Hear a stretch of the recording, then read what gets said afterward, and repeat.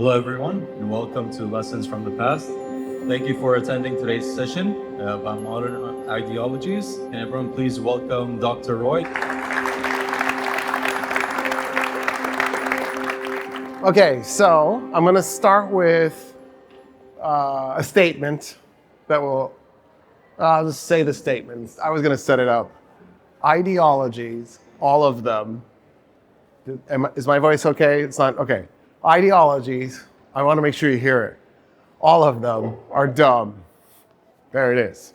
Now, that's on purpose, of course, because at some level, you have to be able to accommodate the lowest common denominator, which, when you think about it, right, one of the problems of humanity is that the average person has 100 IQ, right? That's the definition of 100 IQ.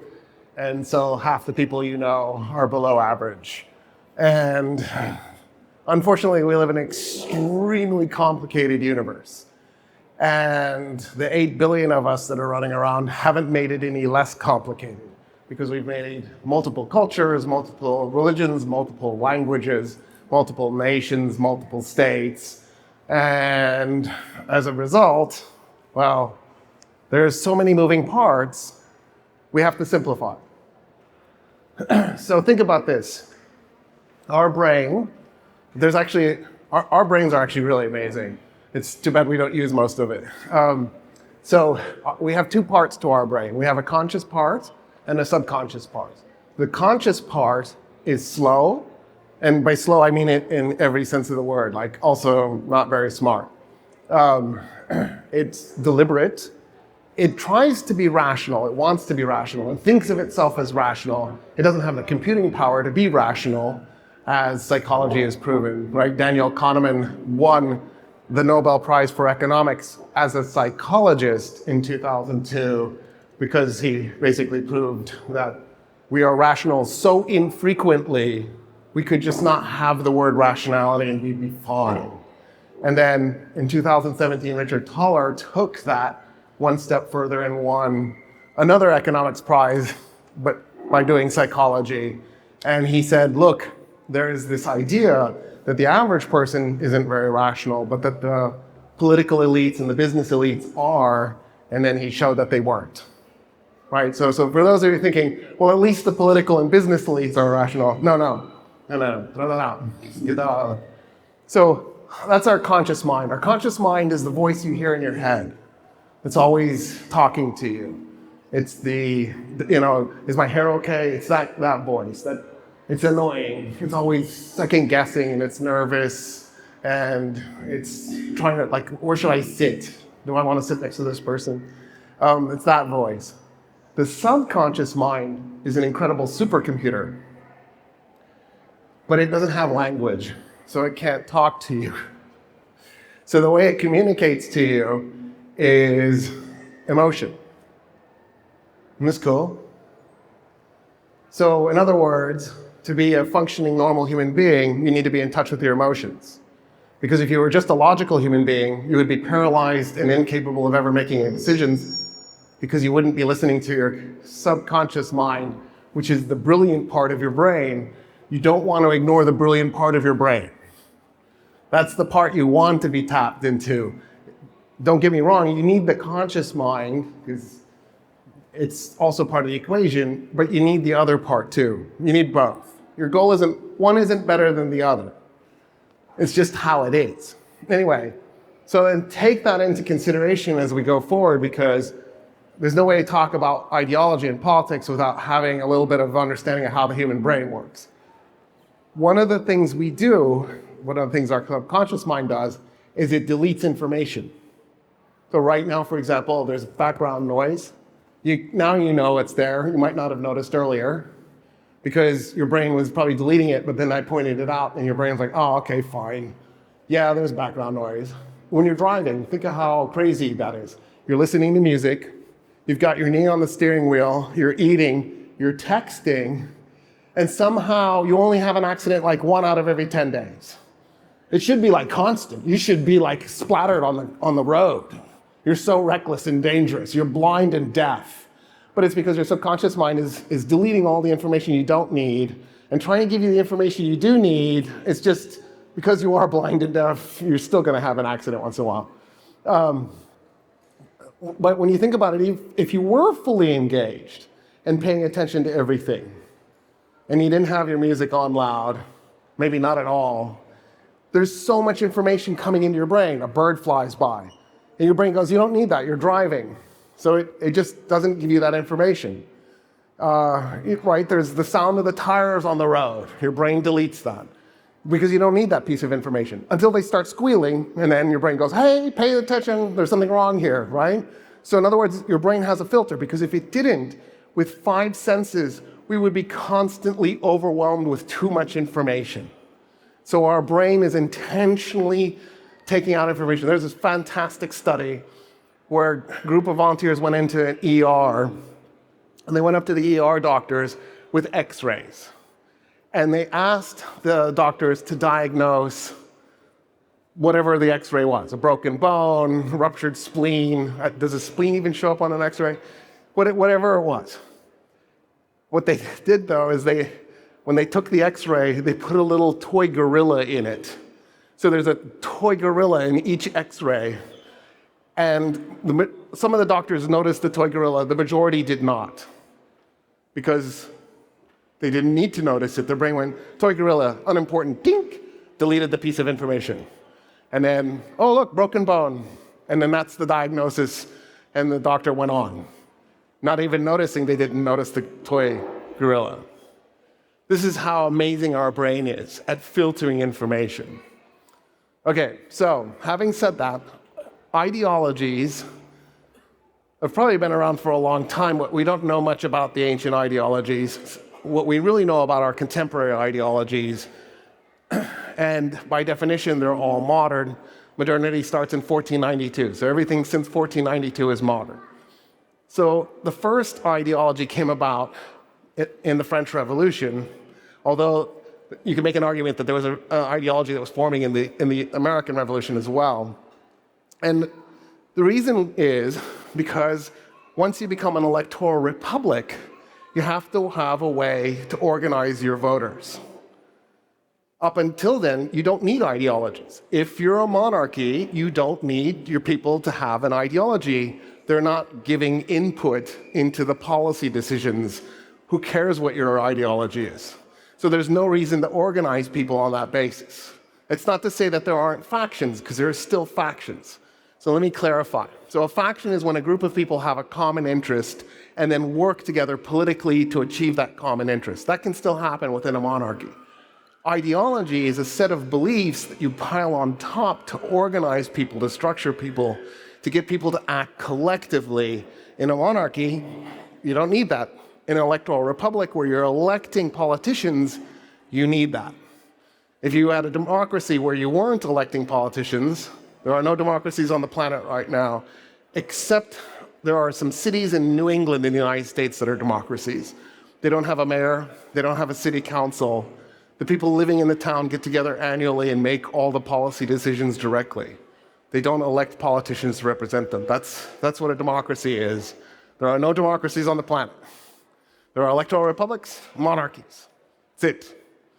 Except for those New England cities. There might be other places that I don't know about, but for sure in the United States, there are some towns. I actually briefly spent time in Middlebury, Vermont, and it blew my mind. I couldn't comprehend seeing it in action. What? The citizens get to make the decisions directly instead of having a corrupt group of people who are financed by really rich guys to take power and then make the decisions for those rich guys? I don't understand this. What's happening here? It's so weird. So I started by saying that you need to ideologies are dumb. And the reason is because if you're going to organize people, you need to be able to organize them in a way that maximizes your numbers. And since you win by getting the larger number of voters, it means you need to be able to appeal to the majority of voters, which is where we get back into psychology. It turns out that the biggest problem facing politicians in electoral republics isn't convincing the voters they're right. Isn't this weird? You would think that's what it should be. Here, there's this fun experiment with jelly beans. in a jar. You put 1,000 plus jelly beans into a jar. And then you have 1,000 people come along and you give them a prize. 50 dirham, 100 dirham, whatever. And then you say, guess the number of jelly beans.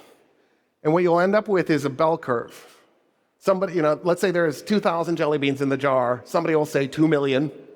You're like, whoa, that guy was really off. And somebody will say 20. And you're like, what? How did you get, dude, you can see hundreds. How did you get, anyway, you know what I'm talking about. But then the vast majority of people, 97%, will be within a reasonable range, right? They'll get close. If it was 2,037 jelly beans, when you average it, you will land really close to 2,037. It's freaky. In other words, as a community, human beings are really smart. As individuals, it's kind of iffy. Isn't that cool? So, for those who are advocates for doing electoral republics, that's the argument, that we can get together and collectively end up with the right number of jelly beans.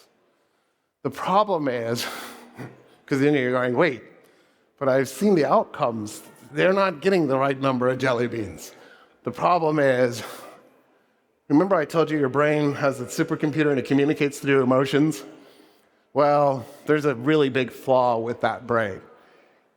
It turns out that the problem that you have in electoral republic isn't making the argument, it's getting your voters to the voting booth.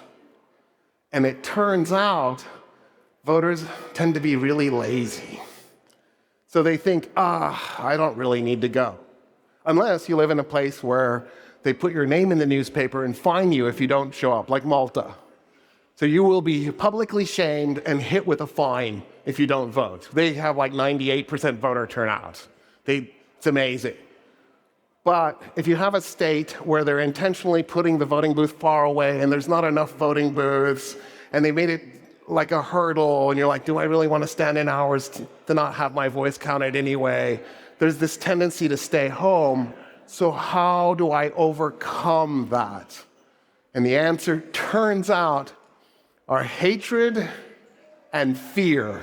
Nothing motivates people better than blind, white-hot, raging hatred and crippling fear. It'll get them to the voting booth every time, and you figure that out really fast in an electoral republic as a politician. Because, right, the guy who does it is the guy who gets elected, and the guy who didn't is the guy who didn't.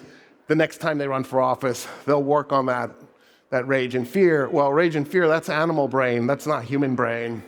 That's the lizard part, right? That's the part at the bottom of the brain. That's the part that's not capable of rationality and isn't smart. It's purely reactive. It's fight or flight. It gets you to the voting booth, but it also gets it so that if you're trying to make a complex decision, you can't. Because your brain is in survival mode, which is not what you want people to be in. When you're guessing how many jelly beans are in the jar, your brain is in survival mode. There is no real emotional, like you're like, 50 dirham, I don't really care if I win. It'd be nice. It's not going to hurt me if I win. So there's so little at stake emotionally, it's really easy to pick a number that makes more sense. But if you're in lizard brain, that's out the door. So, having said this, the first ideology to really kind of operate is kind of one of the dumber of the ideologies. Because I said all ideologies are dumb, but some are dumber than others. There's a hierarchy. And that one was nationalism. The guy who sort of harnessed nationalism was Napoleon Bonaparte. And he did it on purpose, and he did it for a reason. And it's why he became famous. If he hadn't done this, he would have never been able to launch his political career. The French Revolution, revolutions are very, very dangerous, and they rarely work, just so we're clear. Especially if they go violent. If they can stay away from going violent, they're okay. But when they go violent, you're in trouble. So usually they turn into civil wars. So I don't like them as a general rule. Name a place that's had a revolution that ended up better off. My list is really short, just so we're clear. The 1960s was a revolution globally, and the world probably was better off at the end of the 1960s. But no, it didn't turn into civil wars. So, with exceptions, of course, like Vietnam, but then the United States got involved in that civil war and turned it really bloody. But as a general rule, the Vietnam War was a revolution, the United States got involved, just so we're clear. Which is also bad. Don't get involved in other people's revolutions. You're just going to turn them bloody. I mean, they're already bad to begin with. So the French had a problem. They couldn't turn off the revolution, which is not great because you need your peasants making food and you need your factory workers making shoes, right? Otherwise, things start to fall apart really fast. So the Jacobins are trying to figure out how to turn off the revolution, and they basically appoint Napoleon to be the dictator to turn it off. And the way he turns it off is by harnessing it. I'm oversimplifying this because of time for obvious reasons, but what he does is he gets up in front of the French people and he says, look what we've done. And by the way, what they did was magical. So I just got through saying how I'm nervous about revolutions, but sometimes it's beautiful. And it might be because the French are just naturally artistic. I don't know. They changed the names of the months. They switched over to metric. First place on earth to switch over to metric. They changed their artwork. Prior to the artwork, it was very realistic and stiff. After the artwork, there's motion and nudity, lots of it. They completely transform their society. It's not just a political revolution, it's a cultural revolution as well. They even banned the Catholic Church, and they declare that all the churches are now works of art that should be publicly owned and used by people. So they don't destroy the churches, they recognize their beauty, and they preserve them, and they go, come whenever you want. But we're going to do philosophy in this, not religion. And in the midst of this, they can't turn it off because the people are just so caught up in the revolutionary fervor. So at one point, right, like Robespierre gets up in front of the French people, he's like, we won, the revolution's over, look what we did, it was so beautiful. And they're like, revolution! They grab some guy, guillotine him, set a building on fire. He's like, no, it's over, we won, look what we've done, it's so beautiful, revolution! And they grab another guy, guillotine him, and it's like, finally the guillotine Robespierre himself. Makes you wish we had cell phones back then, because I'd have been like trying to get a picture right before no, is that too grim? Just blow that thing up and put it on your wall.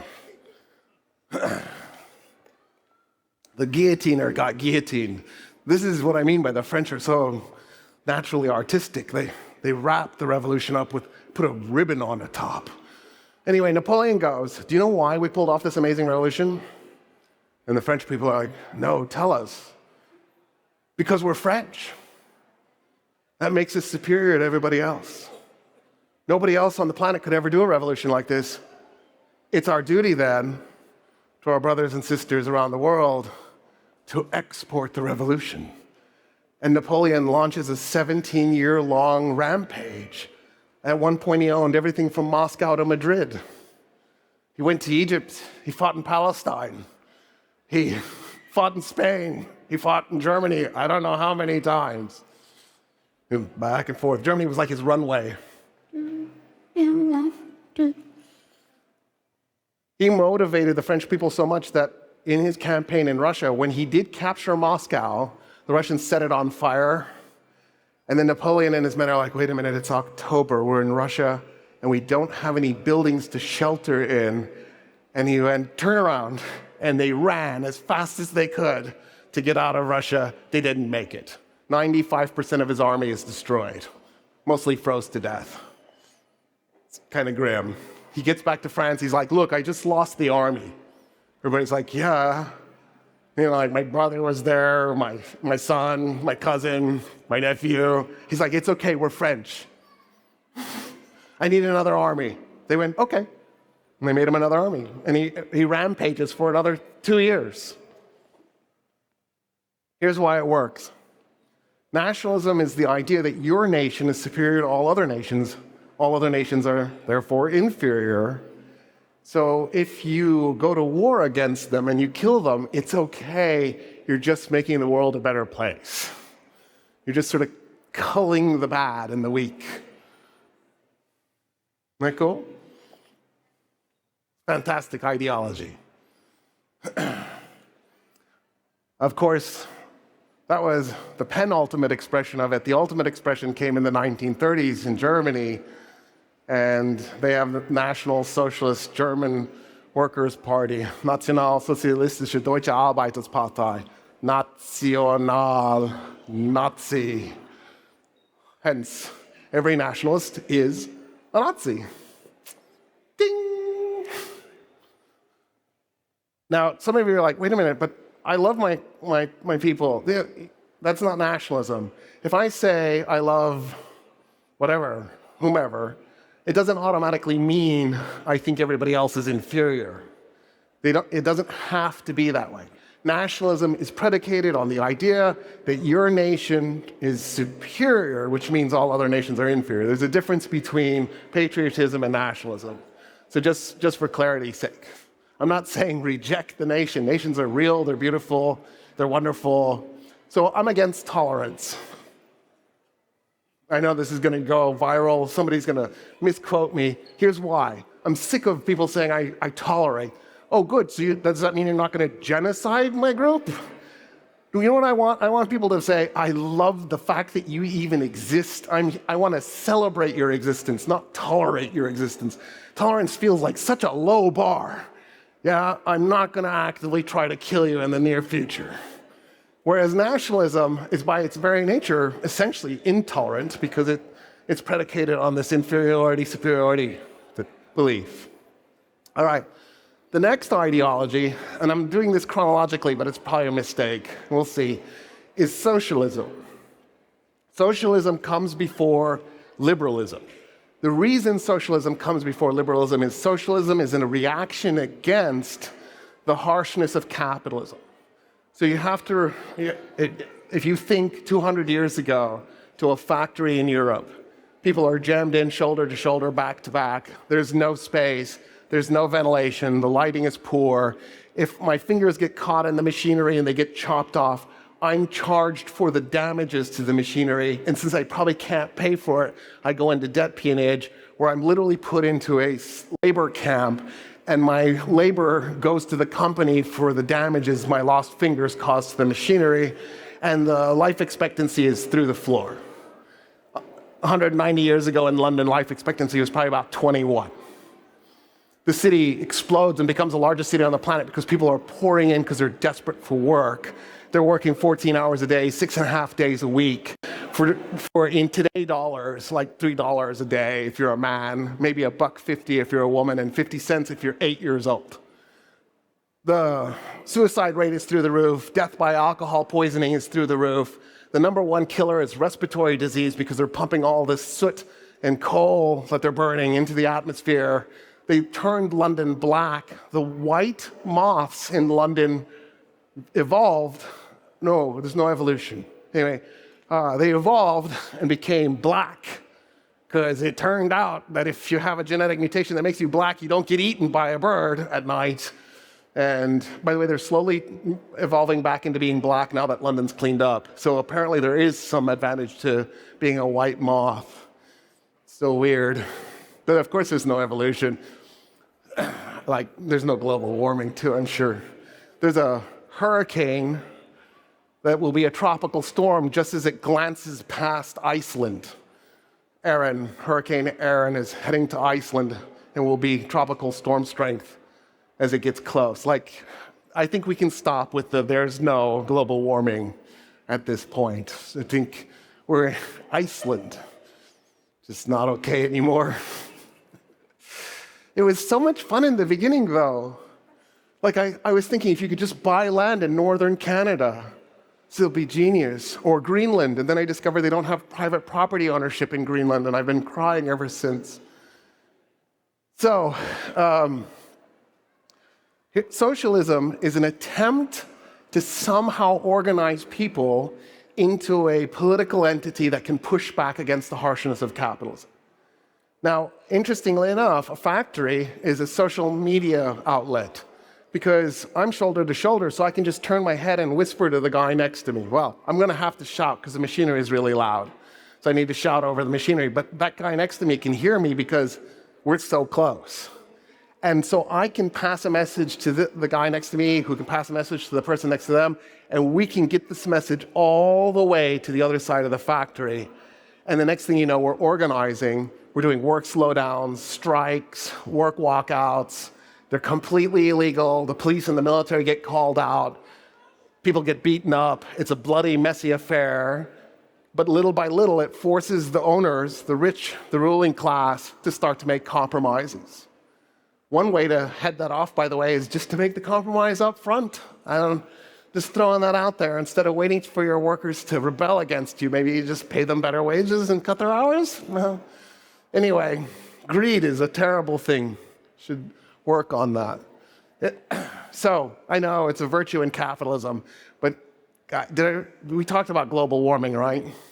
That wasn't the result of feudalism or mercantilism.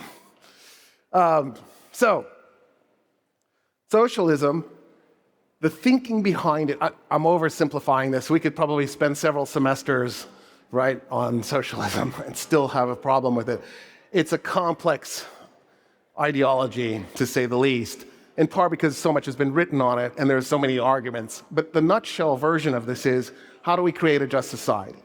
How do we make a society that's less exploitive of the working class, and in the process make it so that the world is just a slightly better place?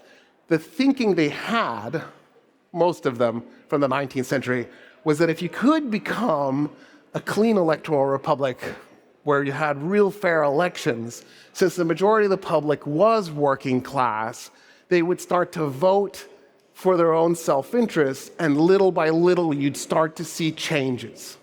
It would take a long time. The classic example of this is Sweden. Sweden, Finland, Norway, Iceland. And the reason is because of the revolution that took place in 1848. So there was a revolution in 1848 that technically took place in 3 continents simultaneously: Sri Lanka, Brazil, and all of Europe except the Ottoman Empire, the Russian Empire, and the British Empire. So it's just so much easier to say all of Europe except those 3. And there were 2 elements in that revolution. There was a nationalist element. For example, there were a group of Italians who went, we should create Italy. Italy didn't exist in 1848. Italy started to be created in 1860. Italy got Rome in 1871. Italy, when you think about it that way, Italy is 90 years younger than the United States of America. Isn't that weird? There was no Germany. Germany is formed in 1871. It's 95 years younger than the United States of America. So there were a group of Germans who were like, let's make a Germany. They don't succeed in 1848, but that was that momentum.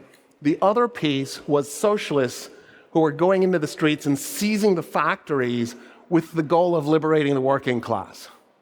Everywhere they were massacred. The armies would just go in, take the factories by force, and then replace those workers with new workers. Except Sweden.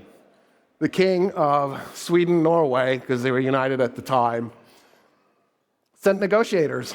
And he said, I represent you. I'm not here. We're not going to massacre you. I need to figure out what went wrong, and we need to fix it. And the compromise they made was to create an electoral republic where the rich wouldn't have undue influence. And then slowly they would evolve the society to being a more just society. Now, it's got ups and downs. Right now, Sweden's in a down. But that doesn't mean, but if you look at it over time, it's generally going in the right direction towards a more just society. It's not perfect because human beings are incapable of perfection. So if people are like, oh, I'm going to find the flaws. Cool. Compare them to other states, though, and you'll find there aren't many that are competing. I can think of one place that I really love that is amazing. I'm in it right now. It went a completely different trajectory. So there's no one right answer. But that was the approach that the Swedes took. And they have become the most socialist state to ever exist. There's never been a socialist state. Isn't that weird? Sweden's a capitalist socialist hybrid state that's probably still more capitalist than it is socialist. The Union of Soviet Socialist Republics was never socialist. So here's how to think of it. We need some definitions here. Mercantilism is a state-run economy. Most mercantilist states in history have been monarchical. That means one person's in charge. Not necessarily hereditary monarchy, but monarchical. And there might be a parliament, but usually one person's essentially in charge. Great Britain under King Henry VIII, under Elizabeth I, was a mercantilist state with a very powerful monarch. They were absolute monarchs. The Spanish under Isabella, another example of this. So in other words, it's a government-run economy with one person at the top. Capitalism is a merchant class-run economy, and one of the things that happened in Europe and in the United States as well was the merchant class didn't want to have a fixed monarchy. They wanted to have an electoral republic, because that way, if politician class did something the merchant class didn't like, they could campaign finance the opponent and take them out. And they didn't even have to use a violent revolution to do it. It's just a little bit of cash. In other words, this wasn't an attempt to liberate people. It was an attempt to give the merchant class more control over the political system. Right? In the case of Sweden, because the merchant class was limited in what it could do, it made it so that the Swedish system did allow for the working class to have much bigger of a voice. So in capitalism, if the merchant class is in charge, they're not exactly friendly to worker rights. The idea behind socialism is you would have an actual clean political system where the workers are then voting in their best interests, and they would slowly evolve the power away from the merchant class and into their hands. Right? So the factories would be owned by the workers. Well, if you look at the Swedish economy, that's clearly not the case. They still have corporations. They are still clearly capitalist. They have just implemented a lot of socialist reforms. Cool? The Soviet Union described their economic system under Stalin. One guy, totally in charge, absolute monarch. And it was a government-run economy. The Soviet Union was mercantilist. Isn't that cool? When the Soviet Union collapsed, they became capitalist. Because it appears that there is a series of stages you have to go through. Feudalism, mercantilism, capitalism.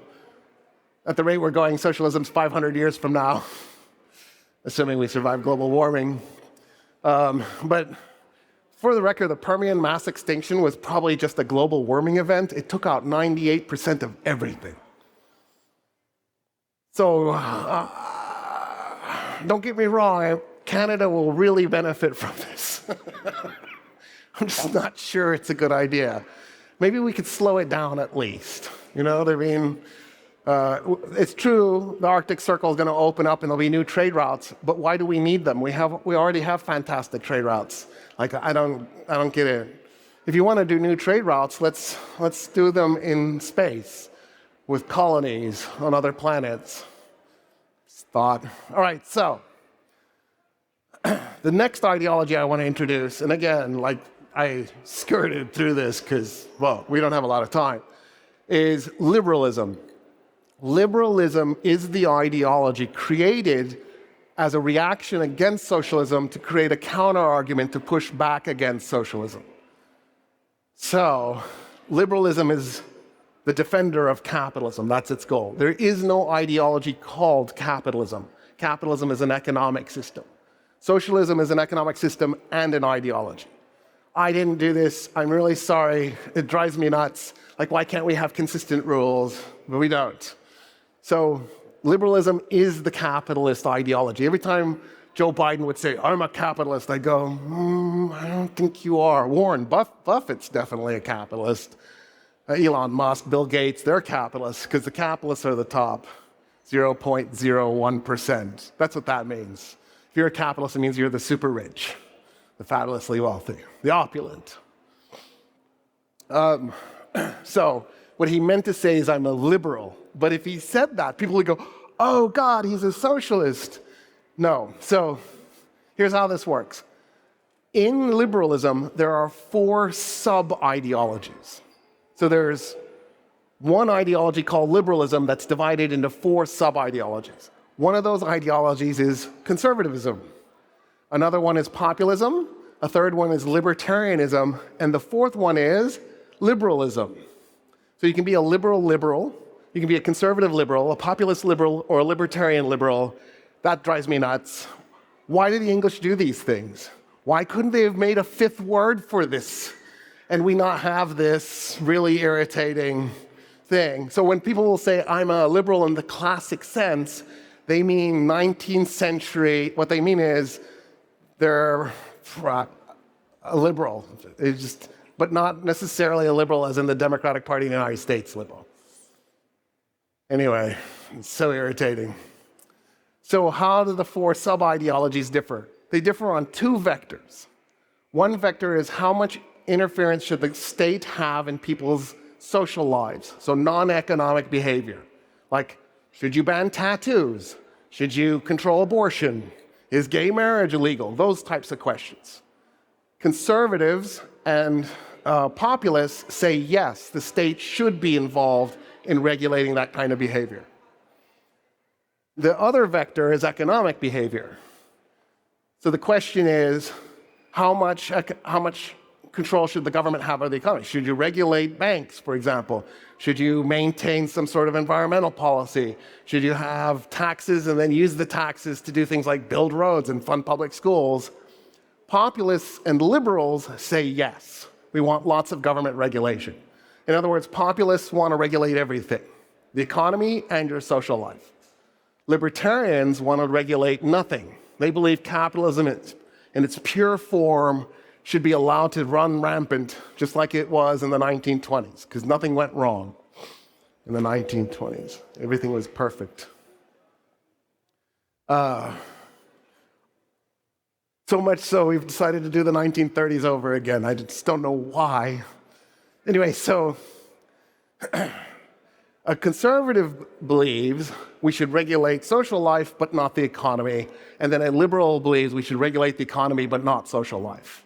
That's the difference between those 4 sub-ideologies. Another way to think of this is there are liberals who are madly in love with capitalism and think in its pure form it's fantastic, and then there are liberals who say capitalism is the best economic system available, but it's profoundly flawed and therefore needs plentiful regulation to make it so that it functions well. The argument actually affected the 1932 election in the United States. Herbert Hoover was saying, if we let capitalism go its course through the Great Depression, the weaker parts of the economy will be destroyed, and in the process, we'll have a stronger economy on the other side. He sort of took a Darwinian approach, right? That there are weak elements and we just need to let them be destroyed. The problem is, of course, by the time it's 1932, we had been in the Great Depression for 3 years, and it was only getting worse. It hadn't peaked yet in terms of level of catastrophe, and there were people living in chicken coops, eating their leather boots, going, I don't care about the strength of the economy. And as a result, they were heading socialist. Milwaukee elected a socialist mayor. Oklahoma had a socialist government. Like, the United States was heading towards socialism. So what Franklin Delano Roosevelt represented on the other side, on the Democratic side, was we're going to get in there and we're going to vaccinate the United States against socialism. What's a vaccine? It's an introduction of the virus you're trying to protect the person against. We'll give just enough socialism that will prevent the rest of the public from ever having the momentum necessary to flip the United States into an actual socialist state. And so that's why Social Security, for example, was created, and the FDIC was created, and then eventually under LBJ, right, we get Medicare and Medicaid, and they actually added pieces to it. The idea was, if we make the people just happy enough, they won't rebel, and we can keep them in their capitalist role as a worker. Cool? And of course, FDR wins the argument in 1932, and then gets reelected 3 more times. And then we decided we needed term limits and said, okay, from now on, 2 terms is enough. If polio hadn't killed FDR, I think he'd still be president. We fell madly in love with that guy. We would have found a cure for death to keep him around. But anyway, we cured polio shortly after he died. Timing is everything. Actually, we just didn't cure it. We just figured out a way to vaccinate people. But by introducing polio. Just here's a little live polio. Okay, you're good now, go. Isn't that cool? What a brilliant idea. What a brilliant idea. All right, so that's liberalism in a nutshell. But I want to stop for a second and point something out. So there are two types of ideologies. There is a rules-based ideology, and then there is a case-by-case ideology. Actually, I just thought of something. We should do one more ideology before I jump into this. Communism. So people get confused and think that if you're a socialist, you're a communist, or a communist, you're a socialist. A communist is a type of socialist, but a socialist isn't necessarily a communist. I'll give you a classic example. When al-Quwatli, the president of Syria, Prime Minister of Syria went to Gamal Abdel Nasser and said, Egypt has to annex Syria right now in 1958. Nasser was a socialist. What was al-Quwatli? He didn't want anything to do with it. He's like, no, we're not ready. I just took over Egypt a few years ago. We're not prepared. I wouldn't know what to do with Syria. And al-Quwatli said, we're about to have a communist revolution. The communists are going to take Syria over. Do you really want that? And he goes, no, I hate the communists. And then he annexed Syria. And it was a disastrous 3 years. Nasser was right. They weren't ready. But he also made bad leadership decisions. But that's how much communists and socialists don't necessarily see eye to eye, that was the threat that was used. Here's why.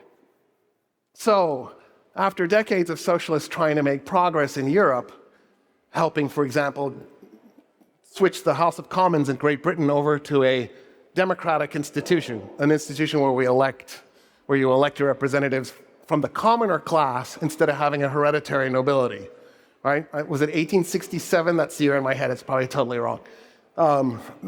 Great Britain finally switches the House of Commons over to the commoners for elections. After decades of getting successes, but little ones like that, it takes 100 years for the socialists to win an election in Great Britain. The Labour Party wins in the 1960s. So, this process for the socialists is really slow. A group of socialists said, I'm done. I'm done waiting. Here's the solution. We don't need a slow transition. We can make it instantaneous. All we have to do is have a really bloody, violent revolution, and we'll just jump straight from whatever economic system you're in to socialism without this long, drawn-out transition period. And that was V.I. Lenin's argument. That's what the Soviet Union tried to do, but I just got through showing you they were just mercantilist. So they didn't skip anything. They just went to the next level. They went from feudalist to mercantilist, and then now they're capitalist. So apparently there's an evolutionary process we're stuck with. I'm not 100% convinced that's true, but right now that's where the evidence points to. So that's the difference between a socialist and a communist. A communist thinks we can do this quickly. A socialist thinks it's going to take centuries. And you just need to be patient, and you need to know there's going to be setbacks, and it's okay. It's part of the process. And by the way, a socialist might also argue that you should be a CEO of a company and exploiting labor, right? Friedrich Engels wasn't exactly a poor guy, for example. And so you need to work within the system that you're in. Whereas a communist is like, no, I reject the system. I want to move on. Okay, so rules-based versus case-by-case. So I'm going to use US politics just because it's so much fun. And I want you to think about the following issues. So the big ones that drive everybody crazy: immigration, gun control, abortion, gay marriage, right? The environment, those issues. Mass transit. I lived in Austin for years, and we voted against mass transit in 2000. And then was it 2000? I want to say it was 2015 we voted again against it, and then we voted for it in like 2016 or something like that. there was a real ideological bent against mass transit. We just want to put light rail in the city with a little subway in the middle. Get rid of some of the traffic congestion, make everybody's lives easier. Like the idea for me was I would get on the little train and I'd have my laptop and I don't have to care about driving and I could, I don't know, watch Netflix. You know what I mean? Like, why do you need to be in your little aluminum, plastic, and glass death trap? That pollutes and creates global warming. Like, it turned ideological. People were telling me the train will kill squirrels. I'm like, have you seen those things? They need killing. Like, what are you talking about? Squirrels are dumb and they run in front of things and they get killed. My car kills them on a regular basis. At least the train maybe could blow its horn or something to not kill the poor little thing. Another person argued, it'll divide communities. No, it'll unite communities. You just go jump on the train and go to the other community. Because this weird stuff starts to pop up. People's brains scramble. Here's what we do. We take a position and then we go do the research to defend our position instead of walking into it open-minded and then saying, oh, what does the evidence point to? In other words, we are backwards at how we approach our belief system. Okay, so Obamacare, another one of the issues that drives Americans crazy. So pick the party you want to. It can be the Republicans or the Republicrats. And whatever you believe on one side, the other side believes the opposite, right? Should we have immigration? Democrats say we should have immigration. Republicans say no, white-only country, right? Just,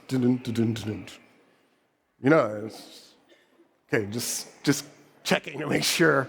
Sometimes people get confused about this. Oh, I'm not a racist. Okay, that's cool.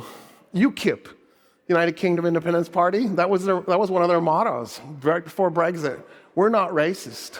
The conservatives are racist. They hate the brown and black immigrants.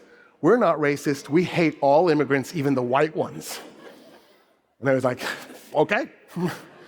And basically their motto was, let's see if we can get the Poles out of Britain.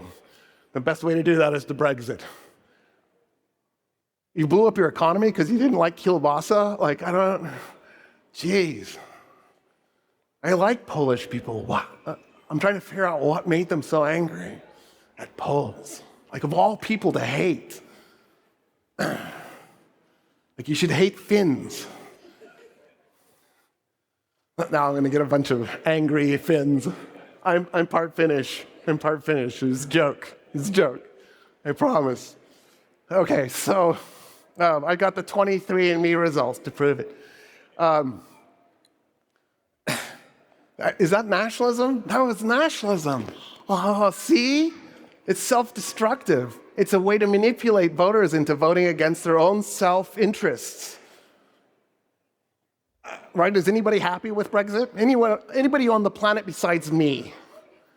I like it because now I think the European Union can work. I don't think it can work as long as England is a member. Scotland, yes. England, no. So now I think the experiment will work. I know that everybody in the European Union is still mad, but I think it was the right thing. And now if we just figure out how to get Scotland back in. So, what's the unifying principle?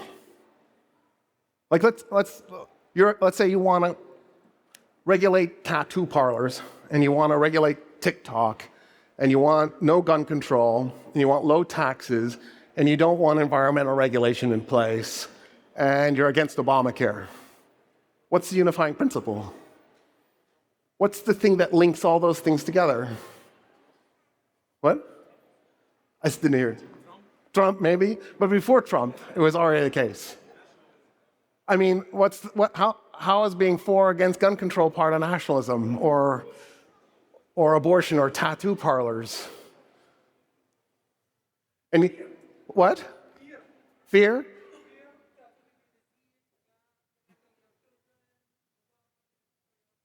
Yeah, okay, Obamacare will destroy your economy and take away your choice, but gun control kills your gun control stop your kids from being killed as frequently. You'll take my gun away so that I can't defend my home. Except that there'll be somebody in your kid's school shooting your children. So it's a weird trade-off. I'm not sure I approve. I just thought of something personal. One of my favorite things I did when I moved to Dubai was get rid of my firearms living in Texas. Well, who in their right mind wants to own those things? Like, why? Yeah, this didn't make me feel safer for 1 second. It was like owning, you have to own a car. You have to own a firearm. It was just like that. It was just a thing you did. Everybody's liberal, conservative, doesn't matter. You're in Texas, you probably own a firearm. So, okay. The answer is there is no unifying principle. So Obamacare, when Americans are polled, if they like Obamacare, they're also asked, do you like the Affordable Care Act? In the same poll, 60% of Americans will say they like the Affordable Care Act, and 60% will say they hate Obamacare. They're the same thing. Obamacare is the nickname for the Affordable Care Act. And so they clearly don't know, at least 20% of the population doesn't know it's the same thing, which is why the question has to be in every poll, just to show, okay, there's clearly a personal issue. In 2012, when Obama was running for office, he was running against Mitt Romney. Mitt Romney in the debate said, I'm against Obamacare. At which point you can see, you eat too much wasabi, it feels like your brain is hollowing out through your nose, and no, y'all don't eat sushi? Okay, next time you're at a sushi restaurant, take a big glob of wasabi. I promise you will love this experience. It's cleansing. It feels like you've lost consciousness. You know what? When people are passing out, instead of, what is it called, the thing you break, and you just wasabi in the nose. That'll wake you up. Anyway, Obama has that look like, and he looks at Romney, and he goes, it used to be called Romney Care. When you, the Republican governor of Massachusetts, was governor of Massachusetts, it was implemented by you. It was Romney Care. How could you be against Romney Care? It was Reagan administration, it was Republicans who came up with the idea. They were like, there's all these deadbeats who don't have insurance, who are ending up in hospitals, who can't pay their hospital bills. So the deal was, you don't want your hospitals to go bankrupt. So if you're going to do capitalism and hospitals, you're going to need to do something to save the hospitals. So those hospitals have socialism. So the state would promise to pay half the missing bill. So let's say a hospital got 60% of its bills paid. Then the state would come in and pay 20%. Then the federal government promised to pay the other missing half. So then the federal government would come in and pay 10%. So the hospital would get 90% of what it should have gotten, and then taxpayers foot the bill for the other 30%. That was the deal. So the Republicans went, instead of having all these deadbeats who can't pay their medical bill, let's force them to buy health care coverage just like we forced them to buy auto insurance. And then a Democrat implemented it, and now every Republican hates it. Gun control. In the late 1960s, early 1970s, the NRA, National Rifle Association, the guys who hate gun control, were entirely for gun control. They've changed their position 180 degrees. They were the advocates for gun control. Isn't that wild? And the reason is because most of what we believe is what we want to believe, not what the evidence points us in the direction of what we should believe. And the politicians have figured this out. And so what they do is they change their position according to how they're going to get reelected. And then they try to figure out what combination of issues they can land on that'll get them there. And so they quite cynically will take a position like, yes, light rail will kill squirrels. So we need to vote against this. Now, why that politician needed to vote against light rail, that's what their donors wanted. In other words, we've ended up in a weird situation where the ideologies are having less and less value. They have less and less meaning. And the reason is because, again, we're back to the original problem, which is, how do I get my lazy voters to the voting booth? The fastest way to do that is through fear and hatred That's why immigration is such a big issue, right? Because xenophobia is a really fast way to get people going. If you look at a map of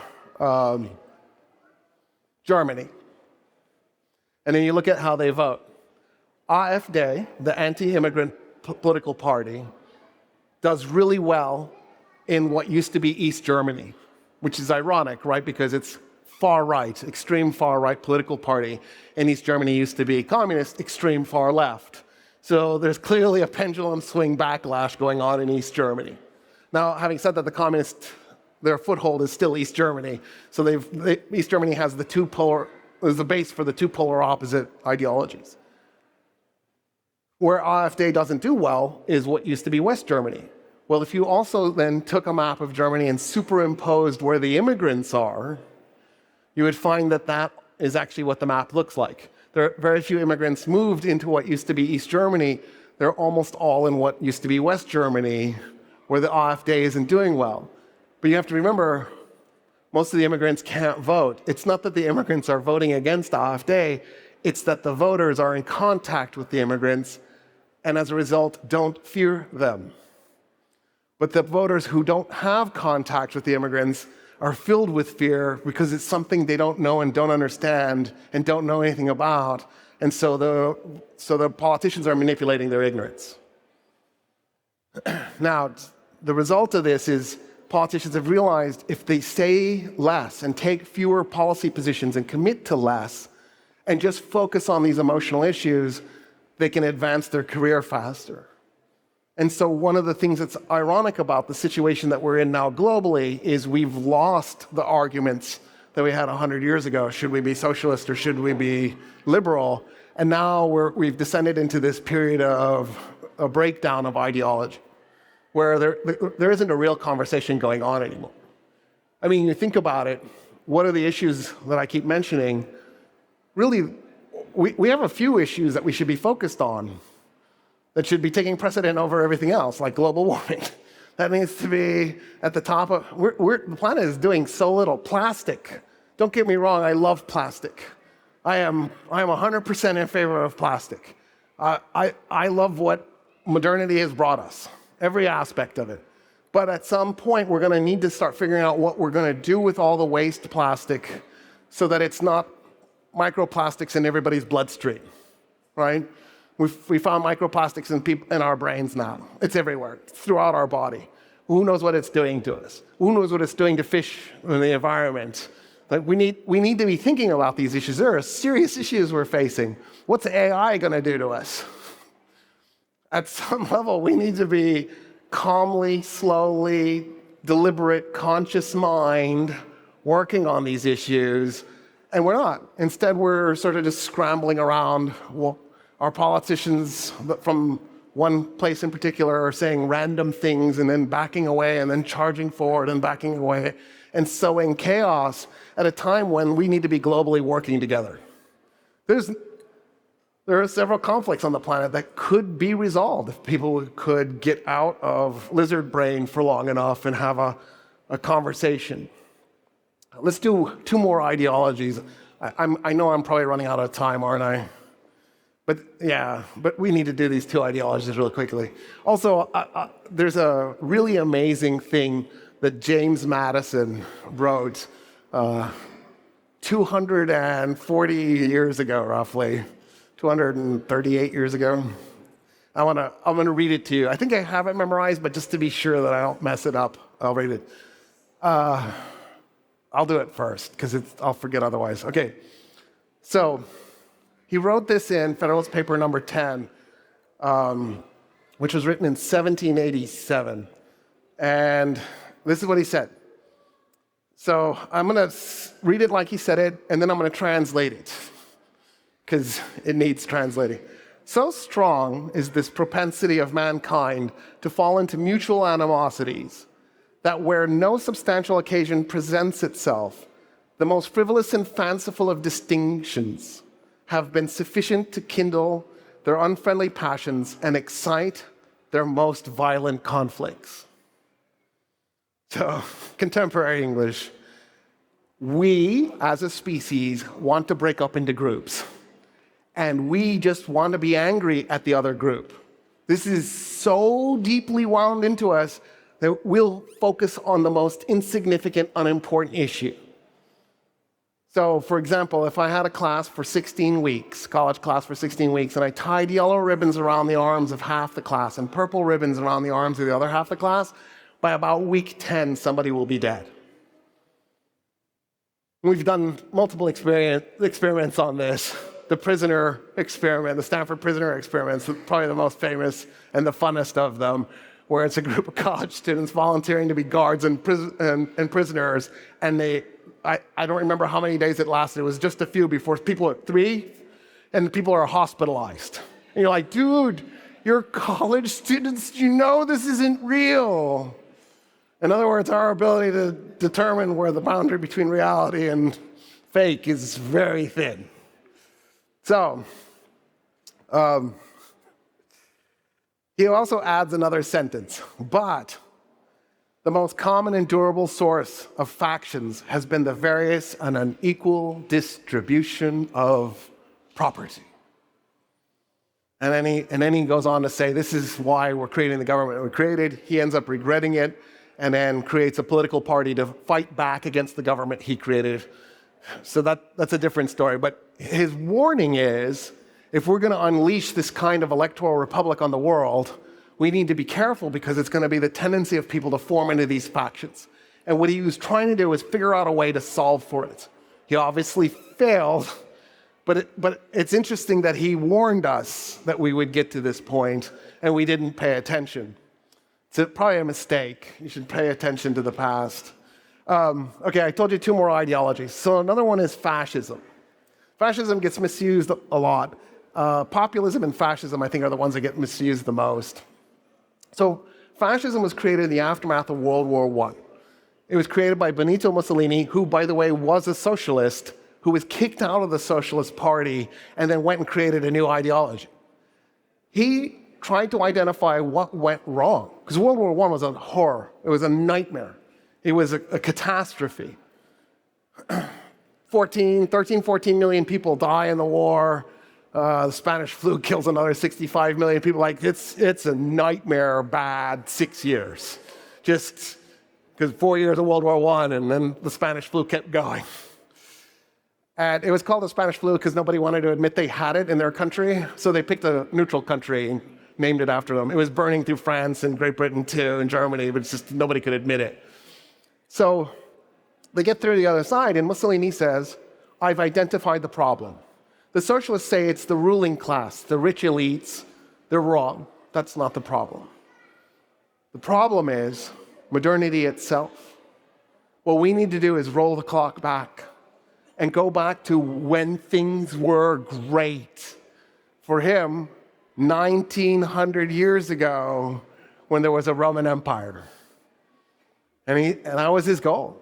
His express goal was to somehow recreate the Roman Empire and eventually get rid of tanks and planes and artillery pieces and have Roman legionnaires with shields and spears and bows and arrows and swords on horseback, and women barefoot and pregnant and no longer involved in public life. That's the Roman system, by the way. They had 2 living rooms in Roman houses, one for public use and then one for the women who were hidden in the back. So that's his ideal. He wanted to get back to it. Isn't that cool? Fascism, you know you're a fascist if you say the following: we were once great. Let's get back to that greatness. Because I have awful news for you. As a person who studies history all the time, people ask me, what time did you want to live in? Right now. I like antibiotics. Big fan. Like, think about this. You get a scratch, it gets an infection, you die. Now, you take antibiotics.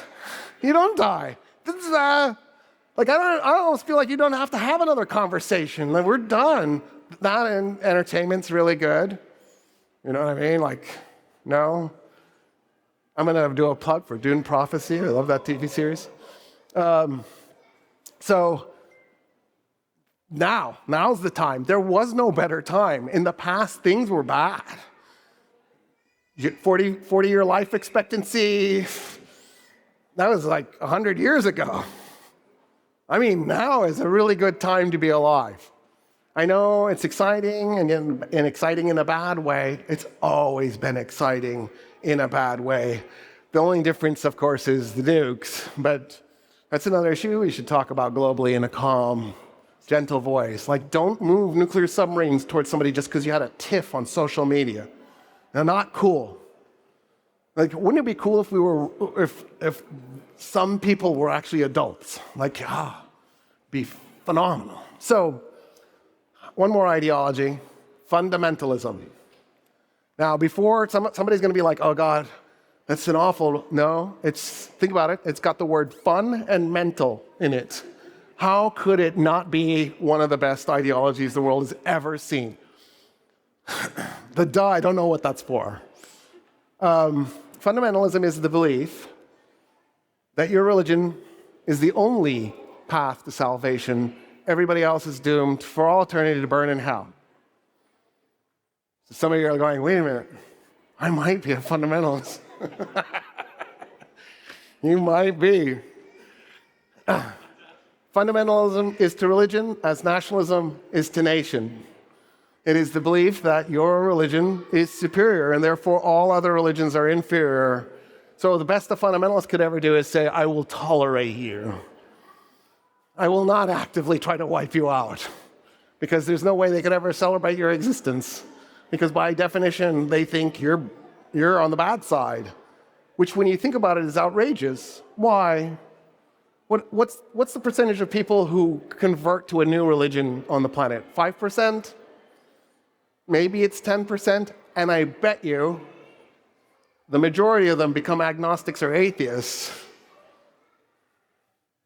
So if everybody else is born to their religion, including you, why do you think God loved you more than you loved the guy next to you?